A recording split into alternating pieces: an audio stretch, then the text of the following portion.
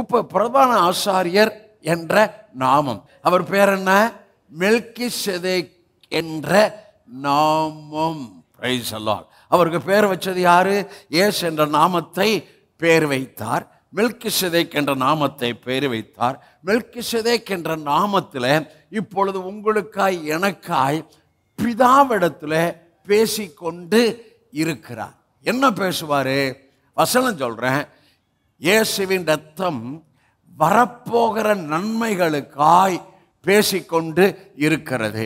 அப்போ உங்களுக்கு எனக்கும் உங்கள் நன்மைக்காக இயேசு பிரதான ஆசாரியர் நாமத்தில் பிதாவிடத்தில் பேசிக்கொண்டிருக்கிறார். சரி, ஜெபம்லாம் எதுல இருக்கணும்?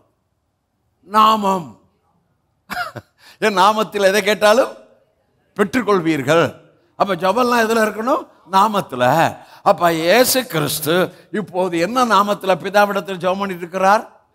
பிதா வைத்த மெல்கிசேதேக் என்ற நாமத்தில் பிதாவிடத்தில் நன்மைக்கான காரியங்களுக்காய் பிதாவிடத்தில் பேசி கொண்டிருக்கிறார்.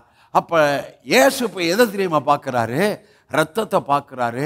ரத்தத்துக்குள் உங்களை பிள்ளைகளா பார்க்கிறாரு. ரத்தத்துக்குள்ள உங்களை பிள்ளைகளா மாத்திரம் பார்க்கல, இன்னும் எப்படிதான் பார்க்கிறாரு? அந்த ரத்தத்துக்குள்ள பழைய ஏற்பாட்டில் எழுதப்பட்ட ஆசீர்வாதங்கள் எல்லாவற்றுக்கான செயல்பாட்டை இயேசுவின் பலிக்குள் பிதா முடித்து விட்டபடியால் உங்களை அவருடைய சுதந்திரராய், உரிமையாளியாய், ஓல்ட் டெஸ்ட்மென்ட் எல்லா ஆசீர்வாதங்களும் உங்களுக்குள்ள உடையவராகவே அவர் பார்த்து கொண்டு இருக்கிறார். நீங்க உங்களை அப்படி பார்க்கணும். ஹலோ, நீங்க அப்படிதான் அந்த யோசனையில தான் இருக்கணும், அந்த உணர்வுல தான் இருக்கணும். அதுக்கு மாறாக சூழ்நிலை நடக்கலாம், அதுக்கு மாறாக ஆப்போசிட்டாவே இருக்கலாம்.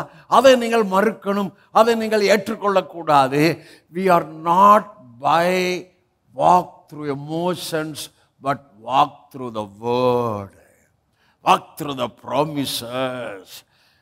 அந்தக்குள்ள நீங்க வரணும். அதான் சொல்றேன், மனது, ஆள் மனது, இதுக்குள்ளதான் உங்களுக்கு வாழ்வு இருக்கு, ஆசீர்வாதம் இருக்கு, பாதுகாப்பு இருக்கு, சுக வாழ்வு இருக்கு, ஜாதிகளுக்கு கடன் கொடுக்கிறது இருக்கு, ஆளுகை இருக்கிறது, எல்லாவற்றையும் கீழ்ப்படுத்துவதற்கு